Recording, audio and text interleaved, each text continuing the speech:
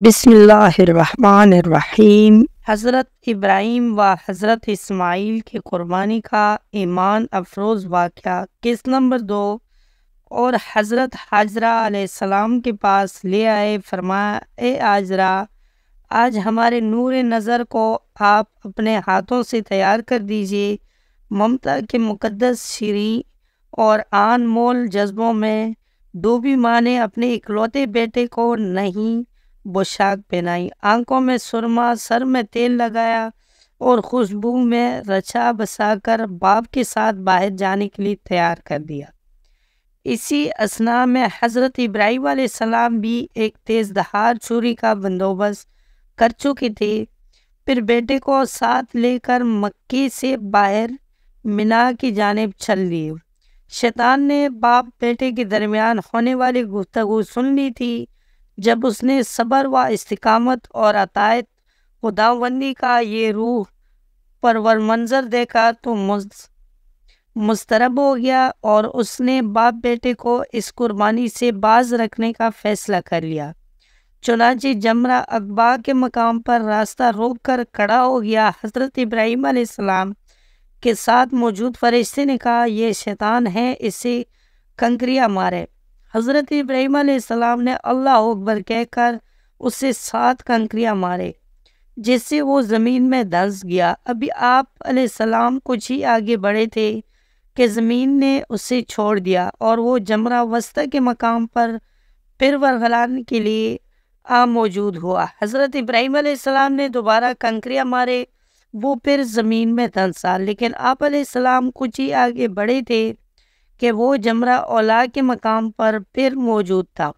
حضرت ابراہیم علیہ السلام نے تیسری بار اللہ اکبر کہہ کر کنکریاں مارے تو وہ زمین میں دھنس گیا۔ اللہ تبارک و تعالیٰ کو ابراہیم خلیل اللہ علیہ السلام کا شیطان کو کنکریاں مارنے کا عمل اس قدر پسند آیا کہ اسے رہتی دنیا تک کے لیے حج کے واجبات میں شامل فرما دیا۔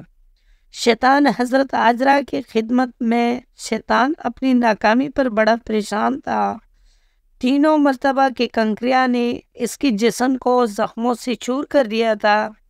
اچانک اس سے ایک نئی چال سوجی اور وہ عورت کا بیس بدل کر بھاگم بھاگ حضرت حاجرہ علیہ السلام کی خدمت میں حاضر ہوا اور بولا، اے اسماعیل علیہ السلام کی ماں، تمہیں علم ہے کہ ابراہیم علیہ السلام تمہارے لختی جگر کو کہاں لے گئے ہیں؟ حضرت حاجرہ علیہ السلام نے فرمایا، ہاں، وہ باہر گئے ہیں، شاید کسی دوست سے ملنے گئے ہو۔ شیطان نے اپنے سر پر ہاتھ مارتے ہوئے کہا، وہ تیرے بیٹے کو ذبح کرنے وادی منا میں لے گئے ہیں۔ حضرت حاجرہ نے حیرت اور تعجب کا اظہار کرتے ہوئے فرمایا، یہ کیسے ممکن ہے کہ ایک شفیق اور مہربان باپ اپنے چہیتے اور اکلوتے بیٹے کو ذبح کر دے؟ اس موقع پر بساختہ شیطان کے منہ سے نکلا، وہ یہ سب اللہ تعالیٰ کے حکم پر کر رہے ہیں۔ یہ سن کر صبر و شکر اور اطاعت و فرمانبرداری کی فکر اللہ کے برگزیدہ بندی نے فرمایا، اگر یہ اللہ تعالیٰ کا حکم ہے تو ایک اسماعیل کیا، اس کے حکم پر 100 اسماعیل قربان ہے۔ اللہ تعالیٰ نے قربانی قبول فرما لی۔ شیطان یہاں سے نامراد ہو کر واپس مینا کی جانب پلٹا، لیکن وہاں کا ایمان افروز منظر دیکھ کر اپنے سر پر خاک ڈالنے اور چہرہ پیٹنے پر مجبور ہو گیا۔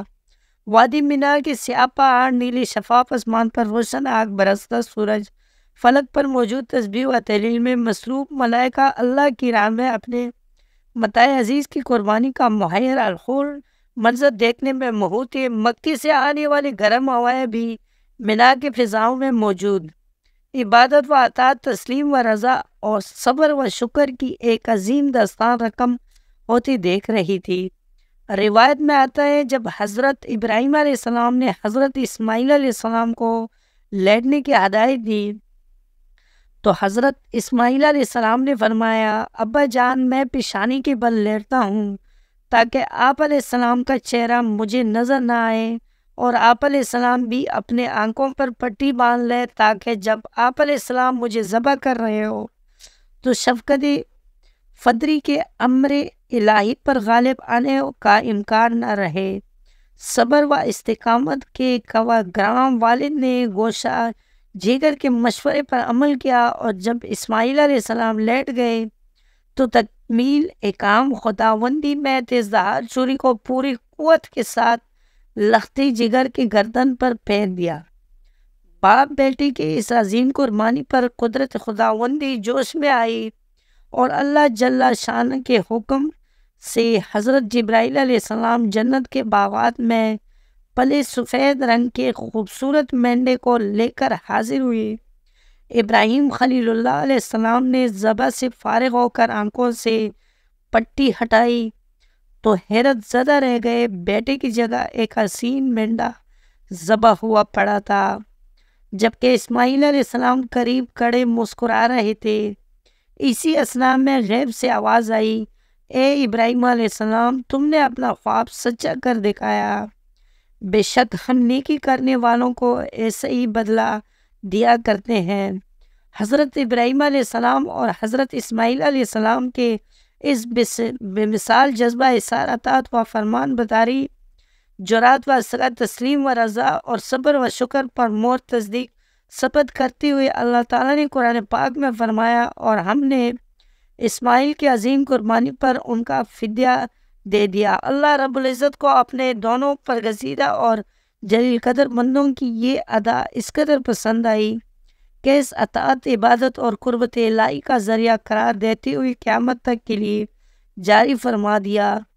عادت مند بیٹے کا والد کے مشورے پر عملہ بھی آپ 15 برس ہی کی ہوئی تھے کہ والد ماجدہ وفات پا گئے۔ والد کی جدائی کا آپ کو بڑا صدمہ تھا، اب اکیلے رہ گئے تھے، چنانچہ والد کے پاس ملک شام جانے کا ارادہ فرمایا، لیکن قبیلے اور شہر کے لوگوں کو آپ کی جدائی گوارا نہ تھی، لہٰذا قبیلے والوں نے آپ کا نکاح حملیق قبیلے کی ایک لڑکی امارہ بنت سعد سے کر دیا۔